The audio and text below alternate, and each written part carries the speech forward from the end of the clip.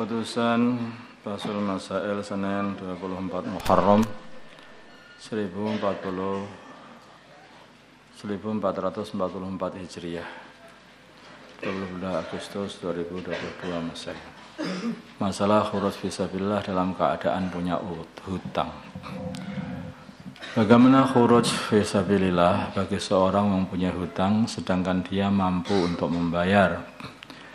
Diperinci, bila hutangnya tidak memiliki tempo, maka sebelum pergi harus izin kepada pihak yang menghutangi. Bila hutangnya memiliki tempo dan sudah jatuh tempo, maka harus izin juga sebelum pergi kepada pihak yang menghutangi.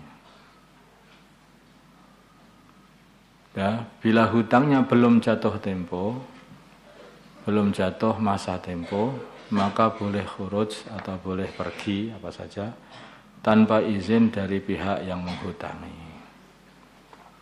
Yang bermasalah itu yang harus izin itu bagi yang hutangnya tanpa tidak memiliki tempo atau hutangnya sudah jatuh tempo. Itu harus izin kepada orang yang menghutangi.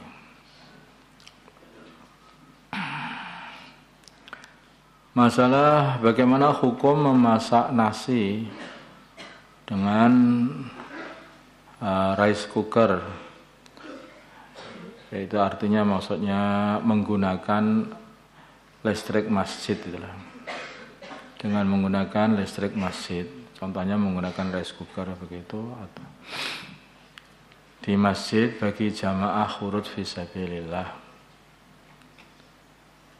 Jawabnya diperbolehkan karena termasuk untuk memakmurkan masjid, bukan makannya maksudnya. Jamaah ini jamaah untuk memakmurkan masjid. Karena jamaah ini adalah jamaah untuk memakmurkan masjid. Ini beda dengan HP ya. Soalnya HP sudah jangan sembarangan ngecas HP di masjid. Masalah membaca taklim di samping orang sholat. Bagaimana hukum membaca kitab Fadilah Amal ketika ada orang yang sedang sholat? Jawabnya boleh, asal tidak mengganggu orang yang sedang sholat itu. Yang bacanya keluar sekali, orang sedang sholat, ya. Itu yang enggak boleh, tapi sekiranya itu mengganggu ya enggak mengganggu ya enggak apa-apa. Masalah sholat jamaah di rumah, apakah dapat fadilah 27 derajat? Jawab, iya, tapi tidak mendapatkan fadilah memakmurkan masjid. Tidak mendapatkan fadilah memakmurkan masjid.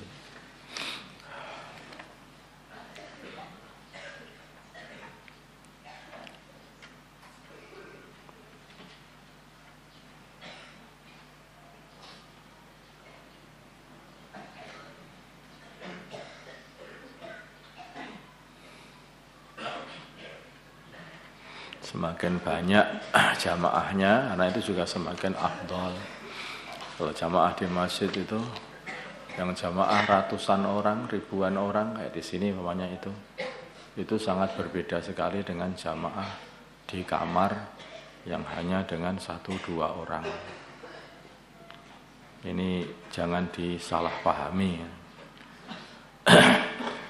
Oh ternyata di kamar juga dapat 27 ya.